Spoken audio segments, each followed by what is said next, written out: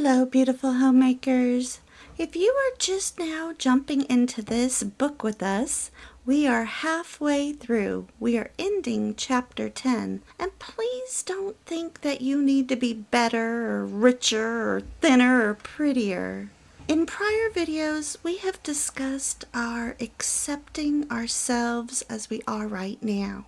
These videos are just to help us level up to be more conscious of our good habits and to help us rid ourselves of our bad habits, to remind us to be kinder and more joyful, to be our best self. And then Laura Doyle's book that I highly recommend, The Empowered Wife, that book helps us to communicate better with men because they think differently than we do. If something I say or something that the pamphlets say doesn't resonate well with you, then please feel free to just ignore it. We are going to be finishing chapter 10 today in pamphlet 5 of the original 1922 Fascinating Womanhood pamphlets. This subsection is called How to Make It Easy for the Right Man to Find You. After I read this, I have lots and lots of notes I have been taking to go over it with you. Remember, too, that except when you are playing the part of hostess, you are not going to increase your acquaintanceship by staying at home. Every chance you get to go out must be taken advantage of. On Sunday, for example, go to church or Sunday school in the morning. Induce some girl who has a large acquaintanceship to walk in the park with you in the afternoon, and find some excuse to call upon still another girlfriend in the evening. You are likely to meet some new acquaintances during the day, and old ones too. If you stay at home, you are likely to meet nobody. On other days, as well as on holidays, stay at home as little as possible. In spite of your personal inclinations, you must make yourself a gadabout, which means that after you're married, you don't have to be a gadabout. Let go no opportunity to go to shows, fairs, exhibitions, games, sports of all kinds, parades, picnics, conventions, etc. Who knows just when and where you are going to meet the man who is to be your own? The stay-at-home girl often makes the best wife, but how impossible it is for the right man to find her. There are, of course, hundreds of other ways to increase your acquaintanceship. Joining a church or a Sunday school class is one of them. Perhaps you think that the men don't go to church, at least the young men, but that doesn't mean that their mothers and their sisters and their girlfriends and their cousins don't. Get acquainted with the latter at church, and get so well acquainted with them that you will be invited to their homes and to their social events, and thus gain the acquaintance of the masculine side of the family. Your main method of getting acquainted with men is through other women. A dancing class, a gymnasium class, a night school, a circle or class of any kind of girls gives you an opportunity to become acquainted with other girls and through them with other men. There are so many ways of getting to know girls and through them their brothers and cousins and friends that the girl who has no acquaintanceship among the men has only herself to blame. She simply hasn't sense enough to become acquainted with and make use of the men's sisters. And that is the end of chapter 10. And now for all my notes. I talked to quite a few people. I listened to a lot of videos. I read a lot of blogs. And now I'm going to share my notes. The number one place to meet a high-quality man, of course, if you are a Christian, is church and church events. Attend church in an area you would like to live in. When searching for a church, don't just walk in and say, "Oh, this only has gray-haired people here." They can be of much help to you and you to them. Instead, Let the Lord lead you to your church, up to 30 minutes away from your home. Do things in the area you would like to live in, such as having a Sunday for church and going to a restaurant or maybe a park, coffee, or choose a Saturday or another day of the week to go to a dog park, grocery shopping, a health food store, dry cleaner, a shoe repair to get the black rubber put on the bottom of your heels to make them quieter and more comfortable. Find a post office in that area, a new hairstylist. Wherever you are shopping, have a ready smile and dress femininely. Find comfy and cute shoes to shop in. I was thinking about this quite a bit and wondering, would it really be possible to meet a man in a grocery store? And over my lifetime, I've talked to many men in grocery stores. And at the end of the video, I'll tell you about a man I met the other day at a grocery store, along with my first impression of when I met my husband-to-be at a bookstore. And I'll tell you a story about a woman who tried to let a man at the library know she was interested. But I'll save those for the end for people who really care and want to listen to the full video. Here are other suggestions for where to meet men. Attend fundraisers, museums, art galleries, classical music concerts, plays, and exhibits. Sometimes you may have to travel a half hour to an hour or more away from where you live to meet more men attending an event. You are enhancing your knowledge, you are having something new and interesting to talk about, and you are getting to know a new area.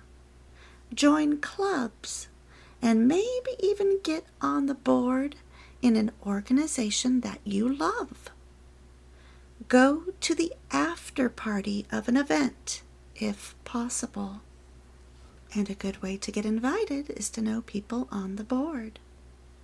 If you are genuinely interested in a sport, then try it. From tennis to skiing to sailing.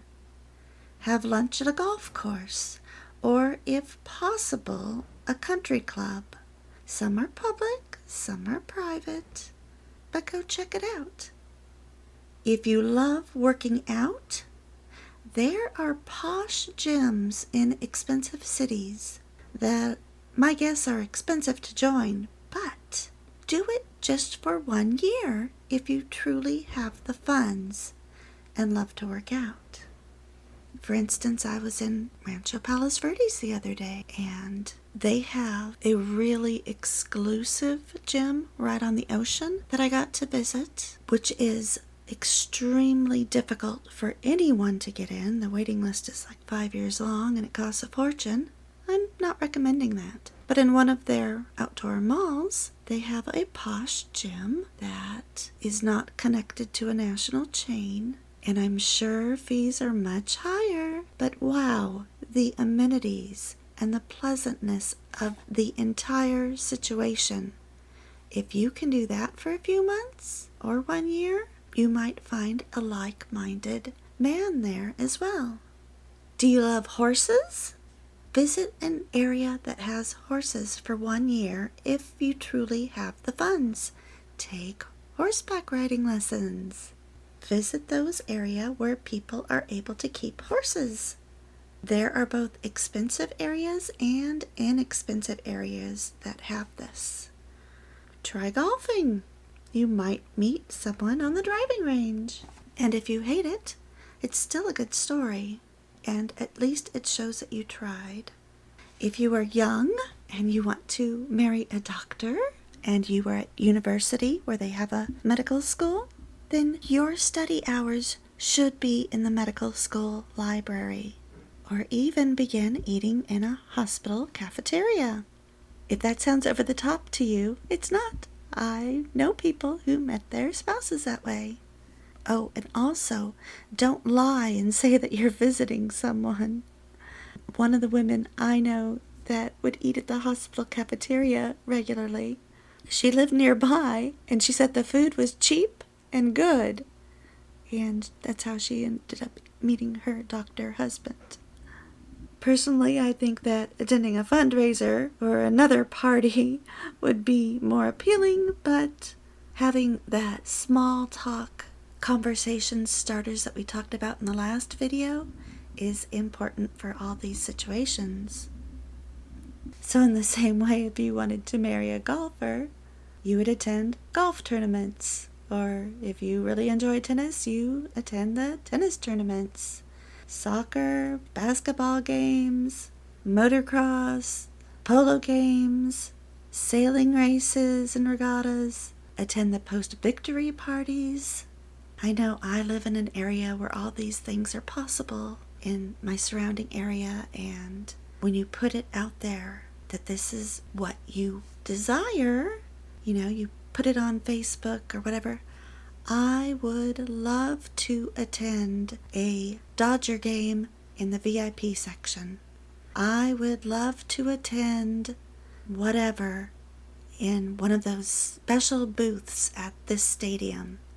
I've done all these things because I know people who have access to VIP sections. Now, while I would never go to a high-end sports bar, I know that some will want to do that. And I just want to talk briefly about how you would stand out amidst all those beautiful women wearing very skimpy clothing, where their clothes are shouting what they're interested in. They're usually looking for sugar, right? So how will you stand out? Easy. You are going to be the one that is dressed both modestly and femininely. You're going to be the one that's not drinking alcohol. You're going to be the one that's easy to approach. You're going to be the one with the ready smile. You're going to be the one who has studied books like 7 Days to Sex Appeal. You've listened to all the FW pamphlets. You've listened to Secrets of Fascinating Womanhood. You know how to get along really well with men because you have read Laura Doyle's The Empowered Wife. If you love politics, you'll want to attend political party events. I've done that once, and it was a lot of fun. Go to conferences, fundraisers, and other charity events. Whenever possible, attend promotional events and movie premieres, industry parties, whatever industry you are interested in that you want your dear husband to be in. But you need to know that if you want to marry someone in the entertainment industry, there are a lot of negatives to that so-called glamorous lifestyle. On my last plane trip, I sat next to a man who has been married for 25 years, who is in the entertainment industry, but he said that he rarely makes it home for dinner. He provides her with a wonderful home on the beach, but he's not home a lot. Attend festivals of whatever you like, or design expos or art shows or yacht shows or antique fairs or auctions. Go to every private party you are invited to. Learn to shoot at a shooting range.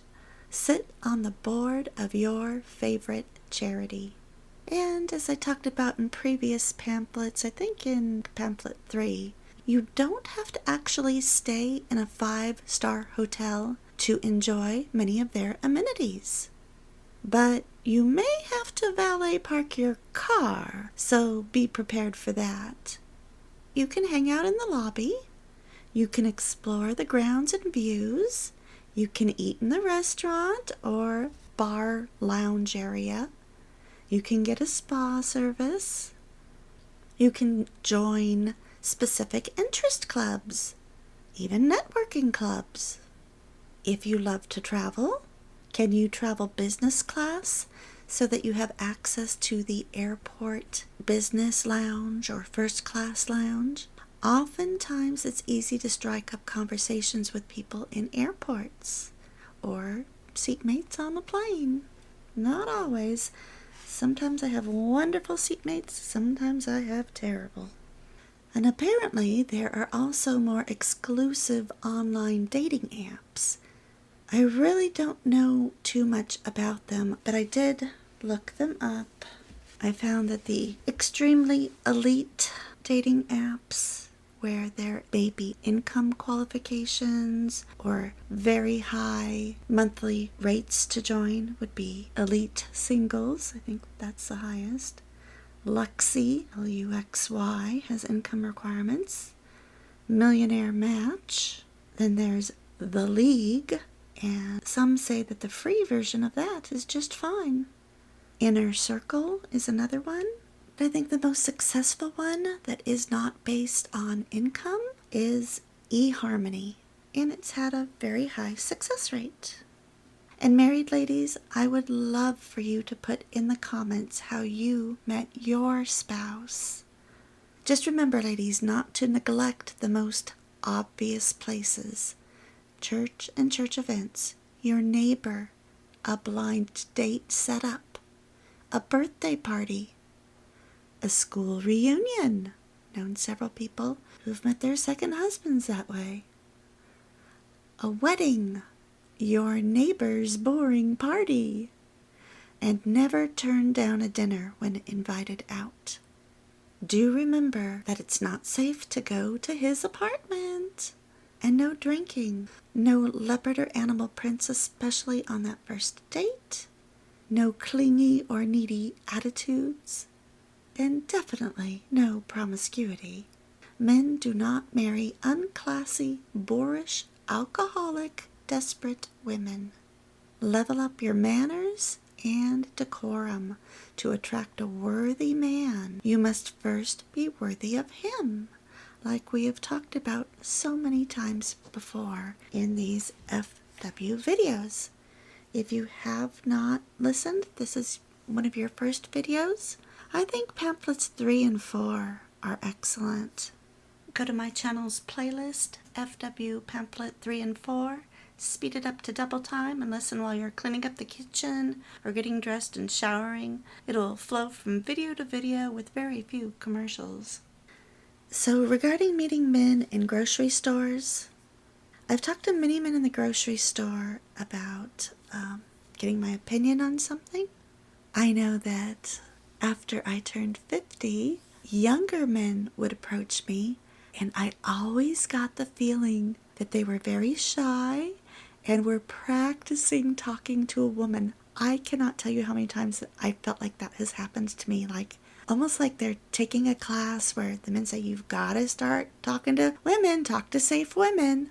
And it happens to me quite a bit. So just the other day, I went to Trader Joe's. I always get there when they open at 8 a.m.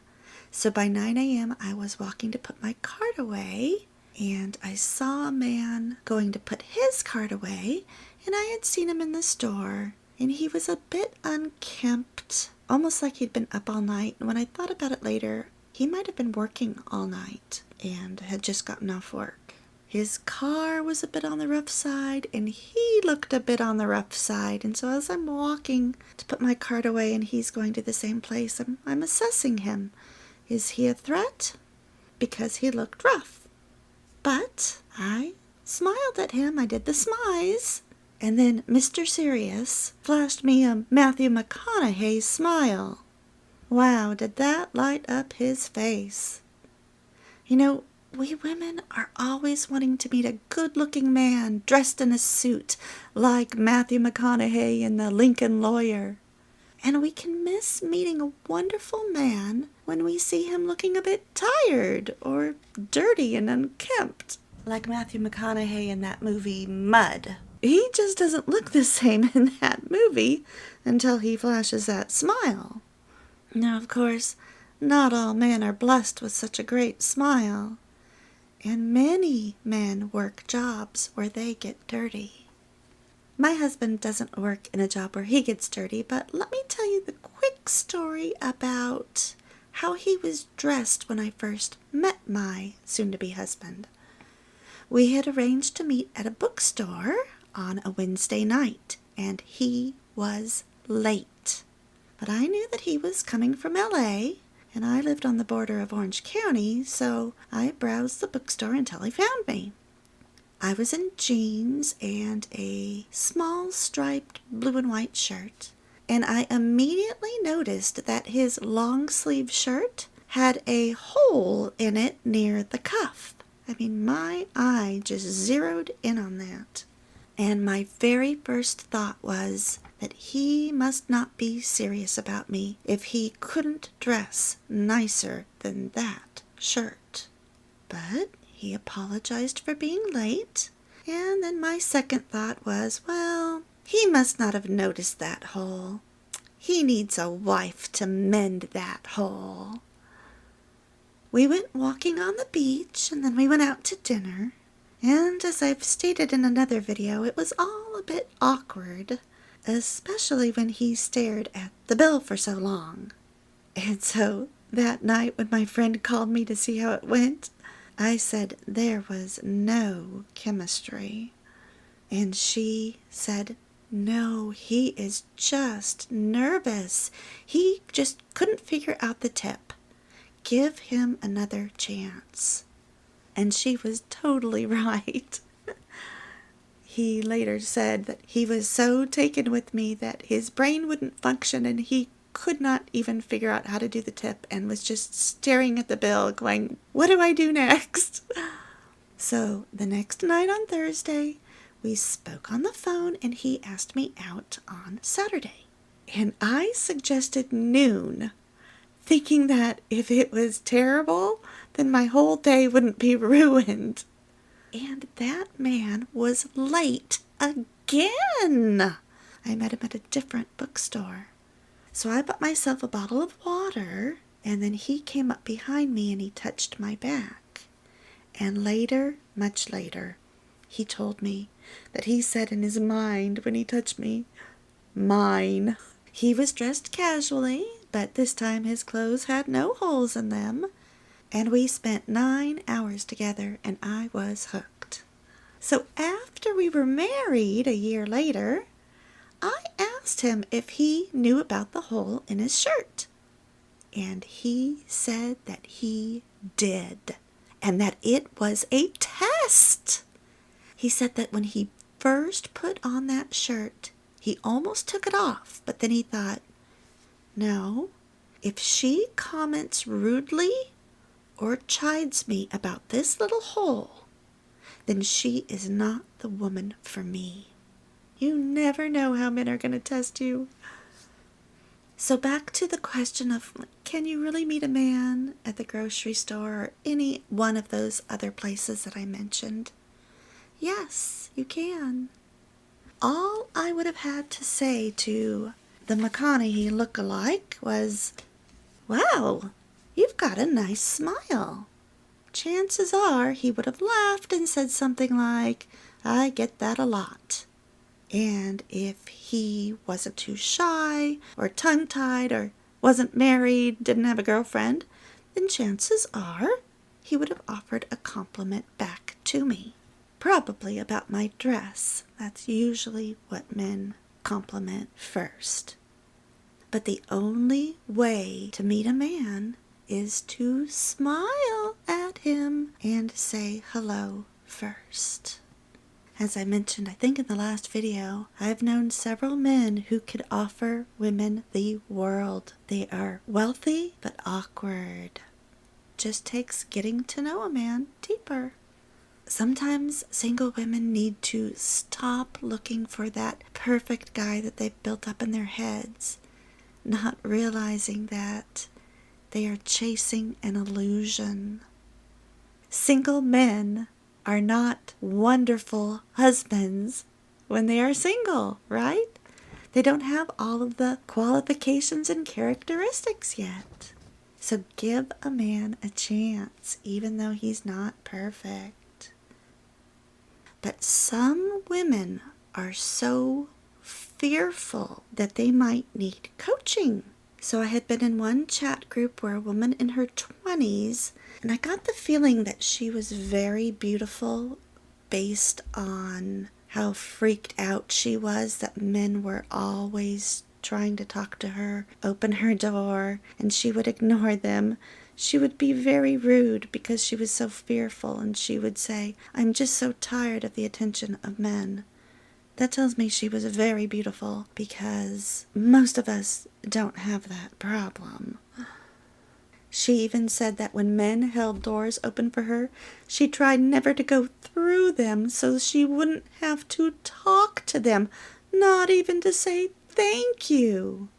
And I did tell her that that was very rude and that a thank you does not automatically turn into a conversation. And the other thing about her is she was extremely shy, she told me, and she was very religious, and she didn't know how to handle men approaching her. Then she confided in me that she had an interest in a really shy boy that she met at her college library. They had been smiling at each other, but that was it. She would show up to the library at the same time on certain days, and he was always there. She asked me what she should do, and I said she should go say hello to him. She did, and he said hello, and then nothing. She went to her table and smiled at him, and he smiled back and stayed away. She asked if she should approach him, and at the time I gave her advice that I would revise now. I said no, because if he wasn't brave enough to approach her, he either wasn't interested or he was so shy that I think it would cause a future problem. Would she really be satisfied with a man who was too shy to make the first move? And I said this because I'm used to men who, including my own husband, have said that when a woman makes the first move, it was such a turn-off to them that they lost all interest. Yet, I've discovered that that is only true of 50% of all men today. The 50% of men that have really high self-esteem want to do all of the pursuing. But because of the atmosphere we live in with crazy women constantly accusing men, they're being extremely cautious and careful. They don't want to be accused of looking at a woman wrong or coming on to her. So they are so much more cautious that now you may have to be the one to do the approaching. Sadly, I don't know what happened to the girl and the boy in the library because our online group ended. But I sure hope that that boy man got up the courage to talk to her. So let me quickly recap some of these places where it's a possibility to meet a man. Church being the number one place. There's museums, concerts, live theater, car shows, motocross shows, yacht shows, antique fairs, auctions, private parties, industry parties, promotional events, after parties like at a play or a concert. And I'm not talking huge 1,000-people concert. I'm talking small concerts in your city. Music festivals, Formula One races, film festivals, movie premieres, art shows, black tie events, design expos, fundraisers and charity events I think are excellent places. Conferences are good. Political party events are good. You really want to be on the same page politically as your future husband. Don't forget about 5-star hotels and spas at 5-star hotels. You may or may not meet a man in the spa, but you'll have fun going there. Restaurants at the 5-star hotels, high-end lounges and high-end clubs and theaters, clubs of specific interests, private member clubs, more exclusive social clubs, or just average social clubs. Doesn't have to be exclusive. Networking clubs of something you're interested in. Country clubs, private or public.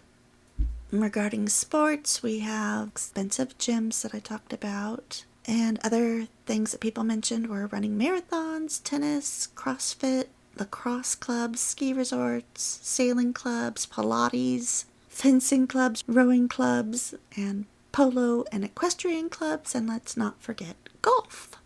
So whether you play or you're just attending any of those games or tournaments or post-victory parties or VIP areas in stadiums, I think it's easier to meet people in airports. For some reason, people let their guard down a little bit more. People seem to be more open to meeting new people when traveling, whether it's at the place that you're staying or a place you're visiting while there, or taking a tour like a boat tour, your business lounges. And we talked about shooting ranges, driving ranges for golfing, food clubs, volunteering and sitting on the board of a charity, I think is a really good one. Your children's PTA, maybe.